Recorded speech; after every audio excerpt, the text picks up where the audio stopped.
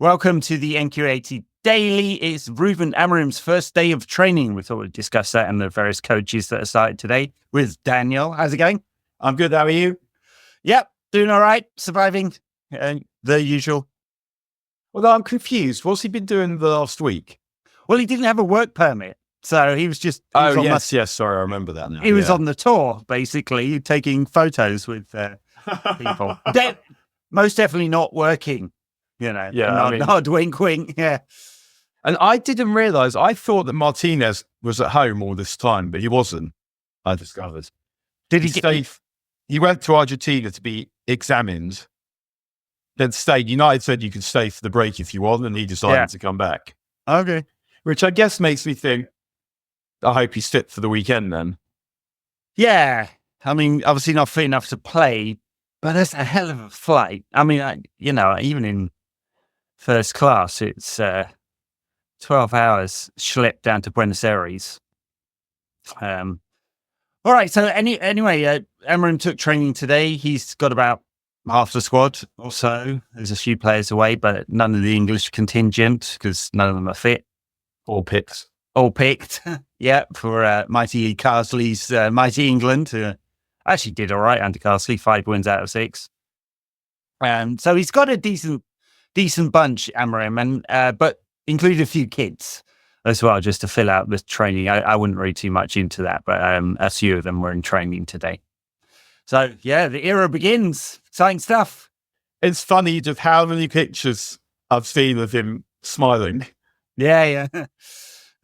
I think that, he looks delighted to be there. And actually, I was chatting to someone at a party on Saturday night, and he said, like, he's an Arsenal supporter, so I've been talking to about football for decades. It was like, it's taken a while, but this feels like the right guy at the right time. Like, I'm bothered that you got this guy.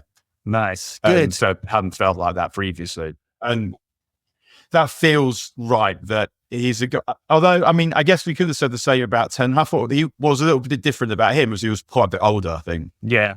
It wasn't like he's a young up-and-coming thing. It's just he's a bloke who recently happened on success. Whereas this guy took a job and succeeded, and then took a better job and succeeded. Exactly. Yeah. He's won 11 out of 11 with Sporting this season. It's like a perfect record. And so he's leaving on a mega high. How quickly can we ruin him? Well, he managed to do it by the weekend. So the shitification of Manchester United continues. You thrash City, and then do you really go and lose to Ipswich? Yeah, well, he's basically intimated that he's going to do the basics of his system straight away, right? So pretty much as you said, I guess we can expect a 3-4-3 against Ipswich Sunday, I think, is it? Yeah. And straight away, but they'll just go to a very simple version of it, not too many instructions, because many of the players he'll only have 2 days with, basically. But the other interesting part about this week is his 5 new coaches have started. And we're going to have to remember all these names. I'd only just got my head around the 4 others that joined in the summer. In fact, I could never remember the Dutch goalkeeping coach. Anyway. One of those is someone we know quite well. Yeah, some of them staying. It looks like Georgsson is staying. At least he's there for the moment. He's been working on set pieces with Eric. And Darren Fletcher's there. He's basically the pathway coach, as far as I can tell. He's like trying to get under 21s into the first team squad. Which is convenient. Given the 2 of them in his twins. 2 of his kids, and I've actually discovered that the better one is Jack. I thought that Tyler had been compensated for being called Tyler by being the better footballer. And actually, that's not the case. Imagine if you're the one called Tyler and you're like, you could have called... Well, hang on. If you'd have had one boy, would you have called them Jack or Tyler? I'd be going for Jack. It feels like it would probably rather than like the American surname as first name trick. Yeah. I mean, I guess luckiest surname is not Fletcher. Quite easily, otherwise be called Fletcher. Fletcher. Yes. We're going off on a sidetrack, but the range of names in my kids' schools is brilliant. There's probably a sense that they want to have someone in the club who has some connection with United beyond being a contractor. I think so. I mean, much as we talked about with Ruud van Nistelrooy and that kind of sense of I don't know what it is, understanding, connection to the club. I mean, he was just too high profile to stay on, I guess. Even with Amorim's confidence, it's a bit awkward. Anyway, let's go through some of the coaches, because I know none of these guys, but like taking the copy straight off MUTV or United's website. Carlos Fernandez will be the assistant coach. He's 29 years old, Daniel. Very mean. We're old enough to have kids that old, aren't we? Yeah, not quite. I mean, that's quite a personal question you're asking, really. Yeah. How young did you start, Daniel? Yeah. Maybe we could get on a TV series then. My first jostle. Just like a little 5-minute thing, and you get a different footballer to tell you about it. And the same, generally, they did that thing with the kits. Yeah. Like, they talk you through their life in kits. We could do, something different. Yeah. I mean, maybe. Yeah. This feels sort of straight out of Roger Melly's playbook. Jorge or George? I guess it's George in the Portuguese. Portuguese George. Vital or Vital. Well, it's George Vital. That would be my porn star name. There's so many puns to be had with George some of these Vital. names. He's the first team goalkeeper coach. He's ancient. He's been around forever, but he went sporting with Amorim, so they've been like long time. They were at Braga as well. Adelio Candido. He's going to give some honest feedback, isn't he? Oh.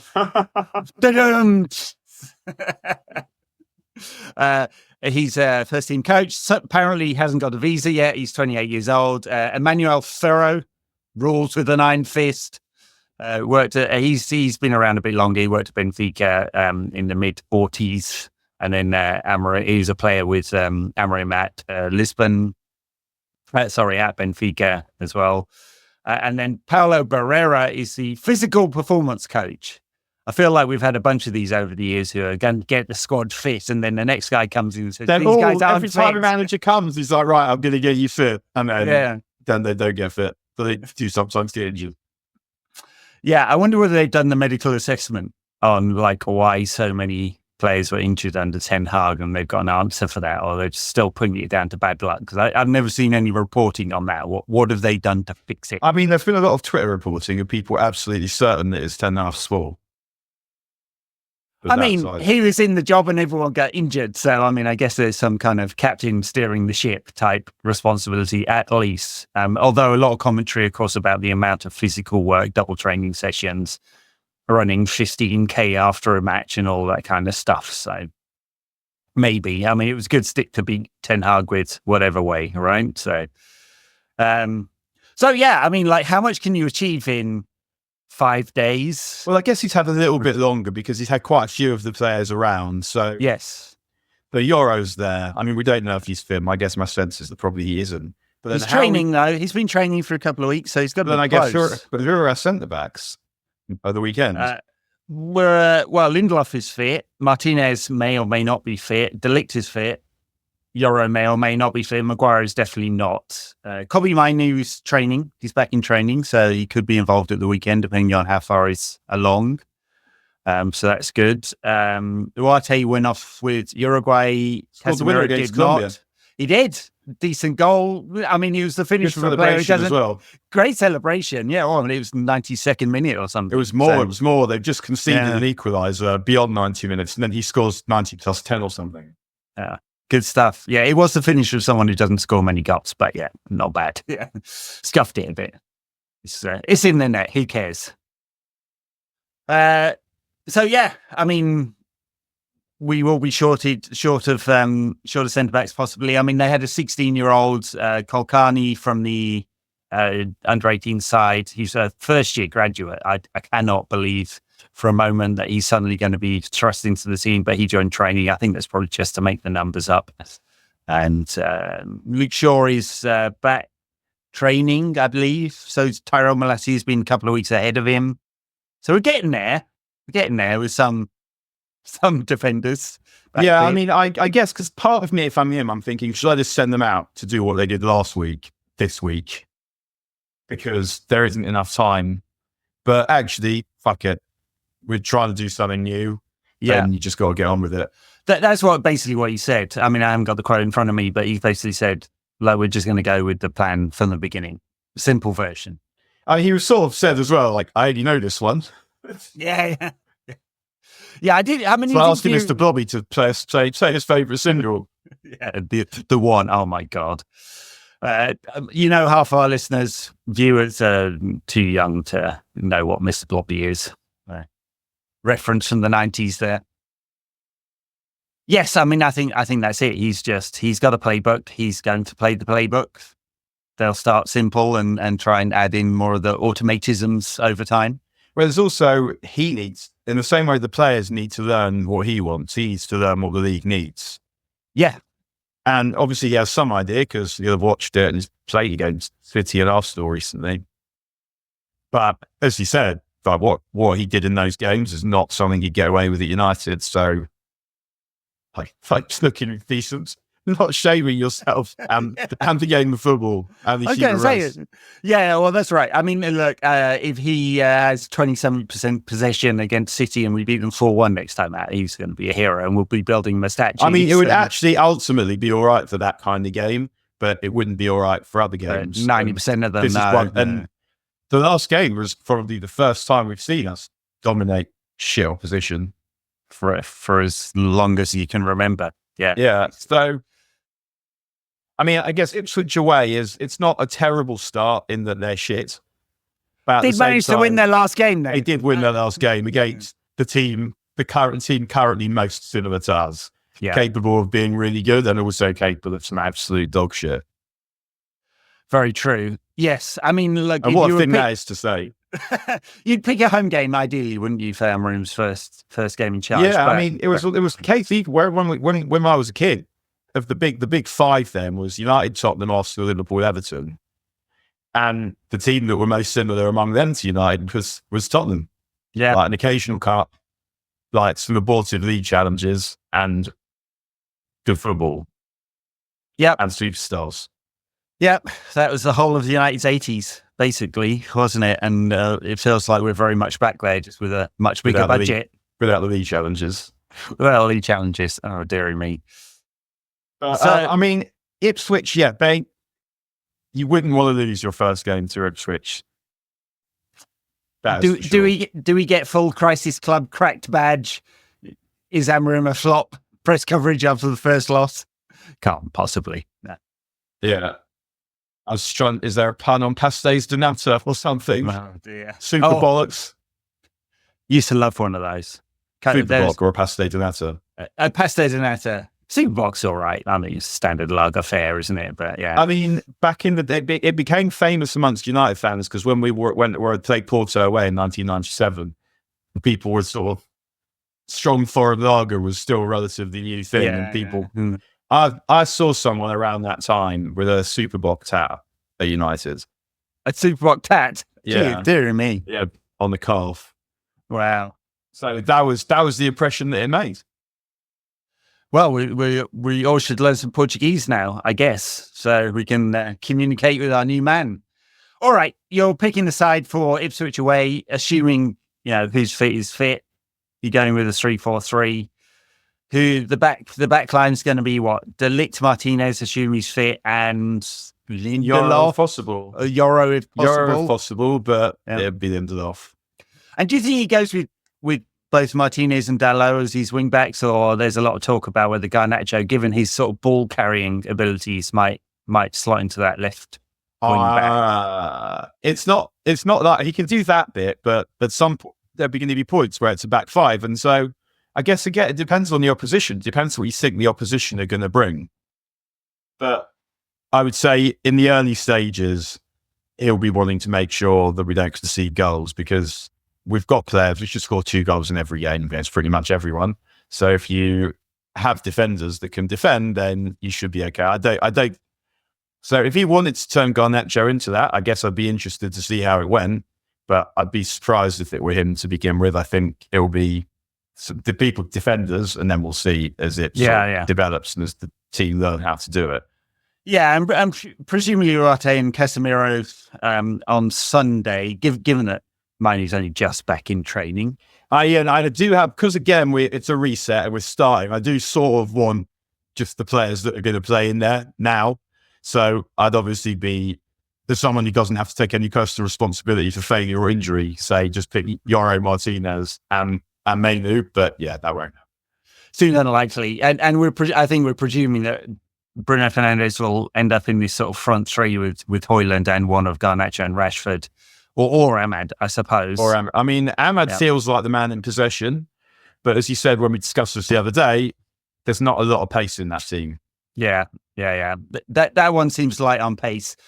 Bruno scored an absolute banger during the first international break game. I can't remember who he was playing. Anyway, it was Portugal. Did they take Scotland and Poland? I thought they played. Maybe it was getting Poland. That he screamer into the top corner, in off the bar. Always looks good. Ronaldo managed to score an overhead from about 2 yards out in that one as well. Yeah, I mean Bruno is buzzing now. He seems to be. Yeah. So yeah, I mean it'll be him. It's him +1, and I would say Ahmad is the man in possession. And I was thinking what you said about pace. I was thinking about it subsequently as well. And when you think about one of our teams that was really famous for pace, the 93-94 team, only had 2 really fast players in it. Giggs and Kanchelskis. Or sharp. Hughes and Cantona weren't that fast. It was much more about how quickly they moved the ball and the intensity. I mean, Hints could run as well, in fairness, and was kind of a little bit, like he was faster than he was deceptively quick because he was lanky, I think. But it was much more about moving the ball really quickly, as well as the people who were fast enough. So if your wooden backs are Dalot and Mazraoui, I guess you might want someone with just a little bit more pace than that long term. But yeah. I mean, if your wide players are Dalot, Mazraoui, Ahmed, and Bruno, that's a bit pedestrian. I mean, I guess our perception of Amorim Sporting is coloured a little bit by Amorim is coloured a little bit by the type of players he picked for Sporting. I mean, 2 like super quick players in those wide areas up front. I mean, that game against City, he played basically a back 5 with 2 sitting in front, and they just got it forward really, really quickly. Yeah, the other option I guess you have is you could play Mazraoui at right centre back. I would be thinking about doing that before I played fucking Lindelof there, because first of all, neither of them are that fast, but which of them is more used to being isolated in a wide area? It's Mazraoui. He's also better on the ball. He can take it under any kind of pressure. So actually, I mean, we don't really have a left back, do we? Do we have anyone if it's not him or Dalot? No, that's the problem. Yeah. I mean, I'd be perfectly comfortable with that. If you remember Terry Venables, 1986. He liked to have fullbacks in those wide defensive areas. I think only on one side, but just someone who with a bit of pace who can take the ball. Yeah. And which is why I think I'd be happy for when he's fit, if ever he's fit, and we've got a left back. I'd also be happy for Luke Shaw to play on the left of the 3. Then you get Martinez in the middle and Euro on the right. If you actually were to say to me, what is our best back 3? I think it's probably that. But I mean, let's see. I'm not judging. Try not to judge Ugarte or the list at this point because it's been a mess. We haven't seen loads of them. So the list in particular, I just don't feel is the right fit for playing a modern game in a top team. So, but we'll see. I'm sure he'll get a chance to show whether he can or can't do it. But I think my first choice back 3 would be Yoro, Martinez, Shaw. Well, we will indeed see. It won't be that the weekend, I'm pretty sure. But whatever. We'll find out. Yes, the ball-playing central defender who can move into midfield we do not have at the moment. And that is a weakness. We exactly do. It's Martinez. Well, true. Yes. Yeah. We have it. It's just whether... we have the other players around him. Whether any of them are ever fit. All right, we'll leave it there. I know you have to run. We'll catch you again this week, and at some point this week we'll do a preview of that Ipswich game and try and get some real detail on it. So thanks for watching, everyone. Tell your friends and your enemies, and you can find us on X and now over at Blue Sky since the whole of football Twitter just migrated over. I got kicked off. You got kicked off Blue Sky? No, Twitter. Because I changed my name, so it was at Daniel Harris, and then where it actually says what your name is, I changed to that. It said Daniel Harris, same on BS, thinking that would be fine. Within an hour, I was gone. Wow. Yeah. Elon Musk nuked you. He does. Deary me, that's disappointing. A minor ban or a total ban? Just gone. No access to Just my gone. account. Wow, You can see all my tweets, but I can't get into it. that is serious. They really are worried. All right. Thanks, everyone. Catch you soon. Bye now. Yeah.